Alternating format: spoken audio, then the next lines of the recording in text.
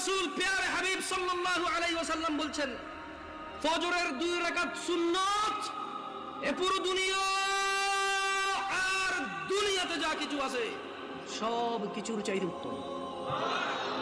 তাহলে যে 2 রাকাত সুন্নত পৃথিবীর চাইতে উত্তম, ওই 2 রাকাতের সুন্নতের পরে যে 2 রাকাত ফরজ রয়েছে, এই ফরজের আল্লাহু আকবার কি দিয়ে মিটাবা?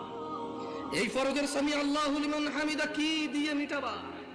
কত টাকার মালিক হয়েছে তুমি নামাজের কাফারা দিবা, যেখানে সুন্নত 2 রাকাতের মূল্য পুরো পৃথিবীর সমস্ত সম্পদ বিক্রি করে যদি একটা স্বর্ণ কিনা হয়, ওই স্বর্ণকে যদি, এটা আমি ব্যাখ্যা দিচ্ছি বুঝার জন্য সহজে, ওই স্বর্ণকে যদি 1 পাল্লা রাখা হয় আর ফজরের 2 রাকাত সুন্নতকে যদি 1 পাল্লা রাখা হয়, ফজরের 2 রাকাত সুন্নত ভারী।